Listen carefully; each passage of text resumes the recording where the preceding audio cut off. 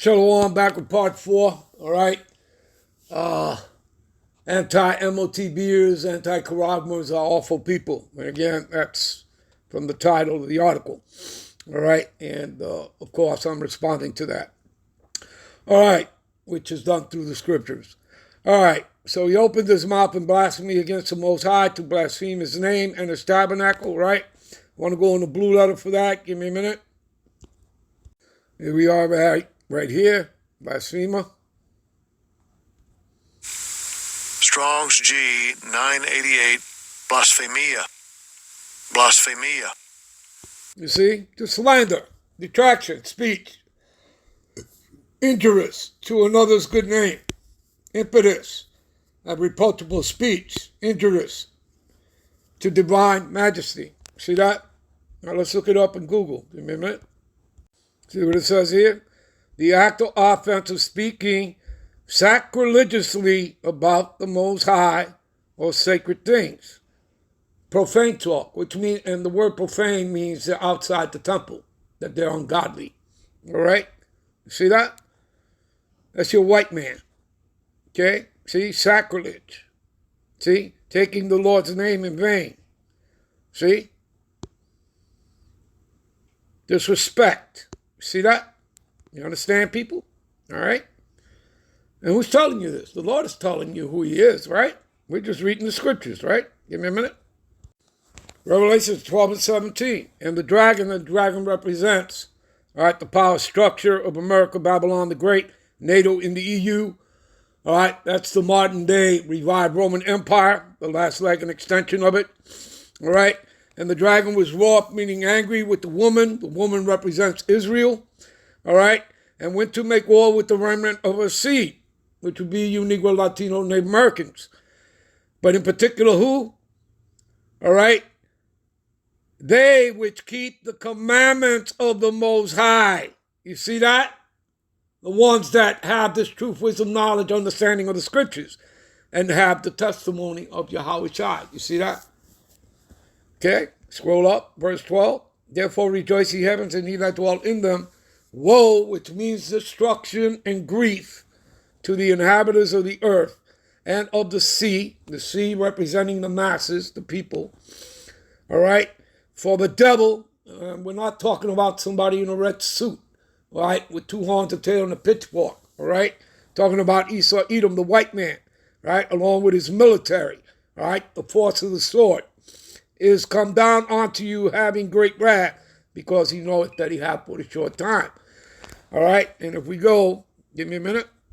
This is Job 14 and 5, seeing his days are determined, right? Because he knows that he has but a short time. Seeing his days are determined, the number of his months are with thee. With who? With the Most High. That thou hast appointed his bounds that he cannot pass. You see that? All right? And there's a precept to that. All right? Fear ye not me, saith the Lord Yahweh. Will ye not tremble at my presence, which hath placed the sand for the bound of the sea by a perpetual decree? See, a decree which Esau cannot pass. All right? He cannot stop, change, or alter it. And it cannot pass it. And though the waves of thereof toss themselves, all right, yet they cannot prevail. Though they roar, yet they cannot pass over it. See that? So regardless of him boasting with his pride and all that, there ain't nothing he can do about it. All right? Give me a minute. This is Isaiah 59 and 19. So shall they fear the name of the Lord Yahweh, right, from the west, and his glory from the rising sun.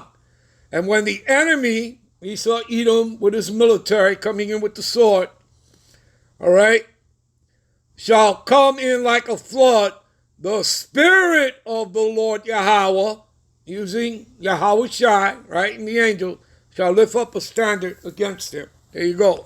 Give me a minute. All right, this is Job 5 and 12. He disappointed the devices of the crafty. You see that? Of the wicked, of Esau, Edom. All right? So that their hands cannot perform the enterprise. What's the enterprise? All right, to tag you, like cattle. all right, with that charagma, that electrical device. You understand, people? All right? He taketh the wise in their own craftiness. See that? All right? And the counsel of the froward is carried headlong. They meet with darkness in the daytime and grope at noonday as in night. But he saveth the poor from the sword, from their mouth, and from the hand of the mighty. See that? There you go, people. All right, give me a minute. All right. See, he causes all, both small and great, rich and poor, free and bond, to receive, right, the charagma in their right hand or in their foreheads, right? Let's go to that.